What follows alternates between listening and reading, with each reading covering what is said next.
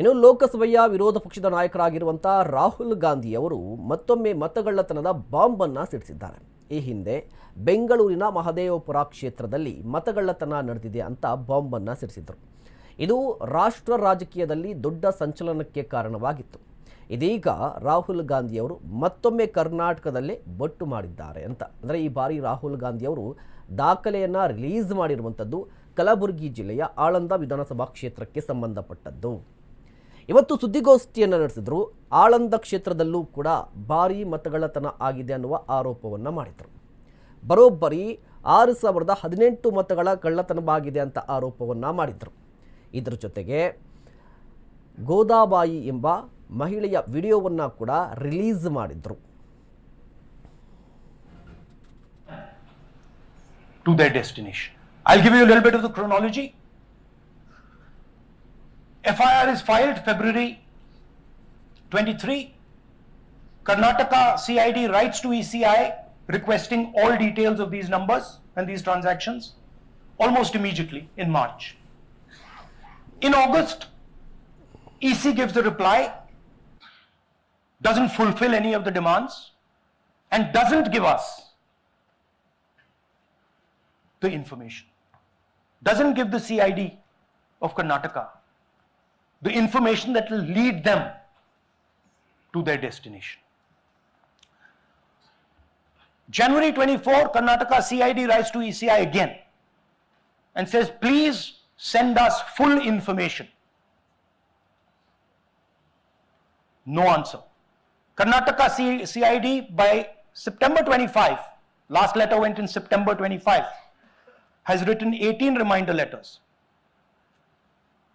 While this is going on, the CEC of Karnataka writes to the Election Commission in Delhi and says there is a matter. Please provide this information. And the CEC of Karnataka. ಇನ್ನು ಲೋಕಸಭೆಯ ವಿರೋಧ ಪಕ್ಷದ ನಾಯಕ ಒಂದಿಷ್ಟು ಆರೋಪಗಳನ್ನು ಮಾಡಿದರು. ಮುಖ್ಯ ಚುನಾವಣಾ ಆಯುಕ್ತರಾಗಿರುವಂಥ ಜ್ಞಾನೇಶ್ ಕುಮಾರ್ ಮತಗಳ್ಳರನ್ನು ರಕ್ಷಣೆ ಮಾಡ್ತಾ ಇದ್ದಾರೆ. ದಲಿತರು, OBCಗಳು, ಆದಿವಾಸಿಗಳು, ಅಲ್ಪಸಂಖ್ಯಾತರು ಮತ್ತು ವಿರೋಧ ಪಕ್ಷವನ್ನು ಟಾರ್ಗೆಟ್ ಮಾಡಲಾಗ್ತಾ ಇದೆ.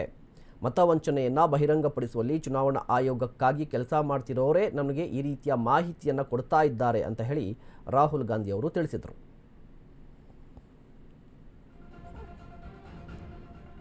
I'll give you a little bit of the chronology. Karnataka में आलंद कंस्टिट्यूएंसी है, यहां पे चोरी पकड़ ली, कोइंसिडेंस से पकड़ी. वहां की जो BLO थी उसने देखा कि उसके रिश्तेदार को डिलीट कर दिया गया था. जैसे चोरी पकड़ी जाती है, कोई छोटी सी गलती हो जाती है, हटा जाती है. आलंद में 6018 वोटर्स डिलीट हुए, उसमें से इनकी रिश्तेदार थे. उन्होंने पता लगाया कि मेरे रिश्तेदार को डिलीट किसने किया. पता लगा कि पड़ोसी ने रिश्तेदार को डिलीट किया. BLO ने जाके पड़ोसी से पूछा कि भाई आपने मेरे रिश्तेदार को क्यों डिलीट किया. पड़ोसी ने कहा मैंने तो नहीं किया. BLO सस्पिशियस हो गई, शक पड़ा, उसने प्रोसेस चालू कर दी. पता क्या लगा कि कोई ना कोई किसी ने आलंद में वोटर डिलीशन सिस्टमैटिकली ऑर्गेनाइज तरीके से, सेंट्रलाइज तरीके से किया. हमें यह नहीं मालूम कि आलंद में कितने वोटर डिलीट हुए, क्योंकि इससे बहुत ज्यादा हो सकते हैं. 6000, तकरीबन 6000 पकड़े गए, उस पर इन्वेस्टिगेशन हो गया. क्या पता लगा कि फाइलिंग ऑटोमेटिकली ऑनलाइन हो रही है. मोबाइल नंबर्स कर्नाटक के नहीं यूज हो रहे, मोबाइल नंबर्स दूसरी स्टेट्स के यूज हो रहे हैं. इनफैक्ट कर्नाटक के नंबर थे ही नहीं उसमें. मतलब आप दिल्ली में बैठे डिलीट कर रहे हो, आपका नंबर तमिलनाडु का है. आप गुड़गांव में डिलीट कर रहे हो, आपका नंबर झारखंड का है. और जब हम चेक कर रहे हैं कि भैया आपका नंबर है, तो ಇನ್ನು ರಾಹುಲ್ ಗಾಂಧಿ ಅವರ ಆರೋಪವನ್ನು ರಾಜ್ಯ ಕಾಂಗ್ರೆಸ್ ಪಕ್ಷದ ನಾಯಕರು ಕೂಡ ಸಮರ್ಥಿಸಿಕೊಂಡಿದ್ದಾರೆ. ಸಚಿವರಾಗಿರುವಂಥ ಪ್ರಿಯಾಂಕ್ ಖರ್ಗೆ ಅವರು ಮಾತನಾಡಿದರು. ಮತದಾರರ ಪಟ್ಟಿಯಿಂದ 7250 ಹೆಸರು ಡಿಲೀಟ್ ಆಗಿತ್ತು. BR ಪಾಟೀಲ್ ಅವರು ಸೇರಿದಂತೆ ನಾನು ಆಯೋಗಕ್ಕೆ ದೂರನ್ನು ಕೊಟ್ಟಿದ್ವಿ. ನಾನು ಕೊಟ್ಟ ದೂರಿನ ಆಧಾರದ ಮೇಲೆ FIR ಆಗಿತ್ತು. ಪರಿಶೀಲಿಸಿದಾಗ 28 ಮತದಾರರಿಗೆ ಮಾಹಿತಿ ಇತ್ತು. ಆದರೆ 16 ಮೊಬೈಲ್ಗಳಿಂದ ಅರ್ಜಿಗಳನ್ನು ಹಾಕಿದ್ದಾರೆ ಅಂತ ಹೇಳಿದರು. ಆಳಂದ ಕ್ಷೇತ್ರದಲ್ಲಿ 5 ರಿಂದ 6 ವರ್ಷಗಳಿಂದ ಮತಗಳ್ಳತನ ಆಗಿದೆ. ಬಿಹಾರದಲ್ಲಿ 3 ಲಕ್ಷ ಮನೆಗಳಿಗೆ 0 ನಂಬರ್ ಕೊಟ್ಟಿದ್ದಾರೆ. ಮೋದಿ ಯಾಕೆ ಗೆಲ್ತಾ ಇದ್ದಾರೆ ಅನ್ನೋದು ಗೊತ್ತಾಗ್ತಾ ಇದೆ ಅಂತ ಹೇಳಿ ಸಚಿವರಾಗಿರುವಂಥ ಸಂತೋಷ್ ಲಾಡ್ ಅವರು ಕೂಡ ಆರೋಪಿಸಿದರು. ಡೆಪ್ಟಿ ಕಮಿಷನರ್ ನಳಂದ ವಿಧಾನಸಭಾ ಕ್ಷೇತ್ರಕ್ಕೆ ಸೀಮಿತವಾದಂತಹ ಬೇರೆ ಕ್ಷೇತ್ರದಲ್ಲಿ ಆಗ ಪ್ರಿಯಾಂಕ್ ಖರ್ಗೆ ಅವರು ನಮ್ಮ ಆಳಂದ ಶಾಸಕರು ಅವರಿಬ್ರು ಸೇರಿ ಕಂಪ್ಲೇಂಟ್ ಫೈಲ್ ಮಾಡಿದ್ರು. ಸುಮಾರು 6,000 ಓಟ್ನ ನಮ್ಮ ಕ್ಷೇತ್ರದಲ್ಲಿ ಡಿಲೀಟ್ ಮಾಡ್ಲಿಕ್ಕೆ ಒಂದು ದೊಡ್ಡ ಹುನ್ನಾರ ನಡೀತಾ ಇದೆ. ತನಿಖೆ ಮಾಡಿದ್ರು. ನಾನು 2023 ಎಲೆಕ್ಷನ್ ನಲ್ಲಿ ಕಾಂಗ್ರೆಸ್ ಪಕ್ಷದಿಂದ ಆಳಂದ ಕ್ಷೇತ್ರದಿಂದ ಸ್ಪರ್ಧೆ ಮಾಡಿದೆ ಮತ್ತು 10,000 ಅಂತರದಿಂದ ಗೆದ್ದಿದ್ದೇನೆ. ಯಾರೋ ಹೆಸರಿನ ಮೇಲೆ ಯಾರೋ ರಿಕ್ವೆಸ್ಟ್ ಕಳಿಸಿ ಫಾರ್ಮ್ ನಂಬರ್ 7 ಕಳಿಸಿ ಡಿಲೀಟ್ ಮಾಡುವಂತಹ ಒಂದು ದೊಡ್ಡ ಷಡ್ಯಂತ್ರ ನಡೆದಿತ್ತು. ಅದು ನಮ್ಗೆ ಗೊತ್ತಾಯ್ತು. ಗೊತ್ತಾದ್ಮೇಲೆ ನಾನು ಮತ್ತು ಪ್ರಿಯಾಂಕಾ ಖರ್ಗೆ ಎಲೆಕ್ಷನ್ ಕಮಿಷನ್ ಹತ್ರ ಹೋದಿವಿ, ಅಲ್ಲಿ ಹೇಳಿದಿವಿ. ಆಮೇಲೆ ಡೆಪ್ಟಿ ಕಮಿಷನ್ ಹತ್ರ ಹೋಗಿ ಹೇಳಿದಿವಿ. ಆಮೇಲೆ ಪತ್ರಿಕಾ ಪರಿಷತ್ ನಡೆಸಿದೀವಿ. ಇದಾದ್ಮೇಲೆ ವೆರಿಫಿಕೇಶನ್ ಮಾಡಿದ್ರು ಅವರು ಕೂಡ ಅಧಿಕಾರಿಗಳು. ವೆರಿಫೈ ಮಾಡಿದ್ಮೇಲೆ ಗೊತ್ತಾಯ್ತು ಇದರಲ್ಲಿ ಏನಾದ್ರೂ ಗೊಂದಲ ಇದೆ ಅಂತ. ಆಮೇಲೆ ಸ್ಟೇಟಸ್ ಕೋ ಮೇಂಟೈನ್ ಮಾಡಿದ್ರು. ಒಂದ್ ವೇಳೆ ಸ್ಟೇಟಸ್ ಕೋ ಮೇಂಟೈನ್ ಮಾಡದೆ ಹೋಗಿದ್ರೆ ನಾನು 6,994 ಕೋಟಿಗಳು ಮಾಡಿದೆ ಅಲ್ರಿ. ನೋಡ್ರಿ, ಕಳೆದ ಇದೆಲ್ಲ ನೋಡ್ತಾ ಇದ್ರೆ ಆಳಂದಲ್ಲಿ ಆಗಿರ್ತಕ್ಕಂಥದ್ದು 5-6 ವರ್ಷ ಆಯ್ತು ಆಲ್ರೆಡಿ ಕೇಸ್ ಆಗಿ ಅಲ್ವಾ.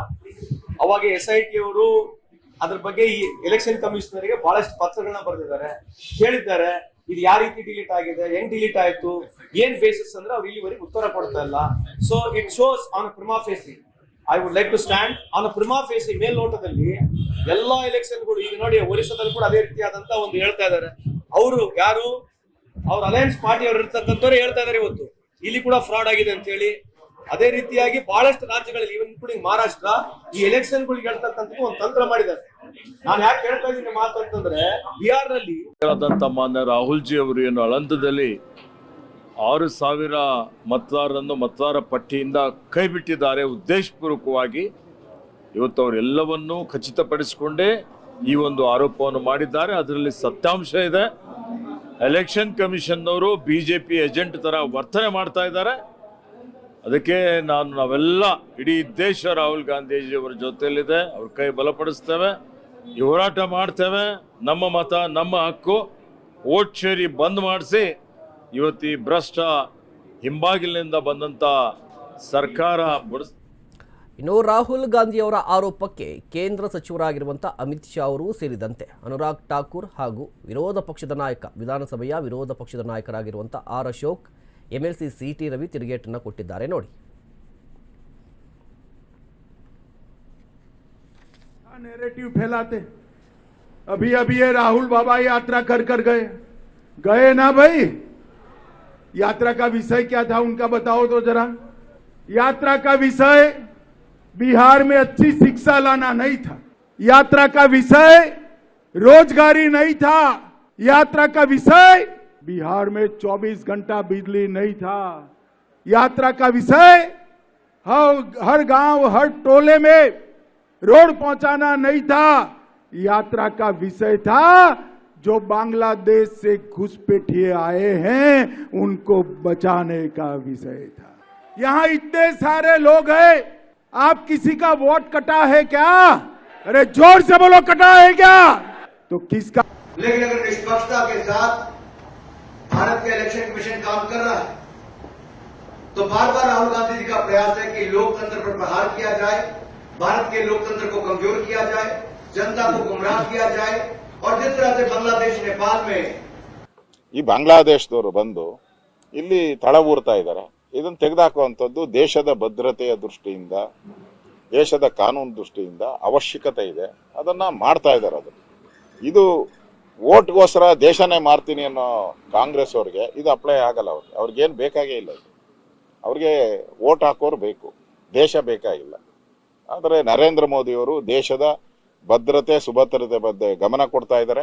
ನಾವು ಡಿಮ್ಯಾಂಡ್ ಮಾಡ್ತಾ ಇದ್ರಿ, ಅವನು ಈ ದೇಶದಲ್ಲಿ ಎಲ್ಲೇ ಇದ್ರೂ ಅವನು ಒಂದೇ ವೋಟ್ ಇರಬೇಕು. ಕಾನೂನು ಪ್ರಕಾರ 2-3 ವೋಟ್ ಹಾಕಂಗಿಲ್ಲ. ಅವ್ನು ಬಾಂಗ್ಲಾದೇಶದವನು ಬಂದು ಇಲ್ಲೂ ವೋಟ್ ಹಾಕ್ತಾನೆ, ಬಾಂಗ್ಲಾದೇಶದಲ್ಲೂ ವೋಟ್ ಹಾಕ್ತಾನೆ, ಪಾಕಿಸ್ತಾನದವನು ಬಂದು ಇಲ್ಲೂ ವೋಟ್ ಹಾಕ್ತಾನೆ, ಪಾಕಿಸ್ತಾನದಲ್ಲೂ ವೋಟ್ ಹಾಕ್ತಾನೆ ಅಂದ್ರೆ ಏನು ನಮ್ಮ ದೇಶದ ಗೌರವ ಬೇಡವಾ? ಅದಕ್ಕೆ ಅದನ್ನ ಮಾಡಬೇಕು. ಒಬ್ಬರಿಗೆ ಒಂದೇ ಓಟು, ಅಂಬೇಡ್ಕರ್ ಸಂವಿಧಾನದ ಪ್ರಕಾರ ಈ ದೇಶದ ರಾಷ್ಟ್ರಪತಿಗೂ ಒಂದೇ ಓಟು, ಸಾಮಾನ್ಯ ಬಡವನಿಗೂ ಒಂದೇ ಓಟು. ಅದನ್ನ ಪಾಲಿಸಿಯನ್ನ ಕೇಂದ್ರ ಸರ್ಕಾರ ಈಗ 100ಕ್ಕೂ ಹೆಚ್ಚು ಚುನಾವಣೆ ನೇತೃತ್ವ ವಹಿಸಿ ರಾಹುಲ್ ಗಾಂಧಿಯವರು 8-9 ಕಡೆ ಮಾತ್ರ ಅವ್ರ ನೇತೃತ್ವದಲ್ಲಿ ಯಶಸ್ಸು ಕಂಡಿದ್ದಾರೆ. ವೈಫಲ್ಯ ಎಷ್ಟು ಅಂದರೆ 92% ವೈಫಲ್ಯ. ಆ ವೈಫಲ್ಯವನ್ನು ಚುನಾವಣಾ ಆಯೋಗದ ಹೆಗಲಿಗೆ ಕಟ್ಟಕ್ಕೆ ಹೊಟ್ಟಿದಾರ. ಅವರ ಆರೋಪ ಆಧಾರ ಸಹಿತವಾಗಿದ್ದರೆ ಆಧಾರ ಸಹಿತ ಪ್ರಮಾಣ ಪತ್ರದೊಂದಿಗೆ ದೂರು ಸಲ್ಲಿಸಿ.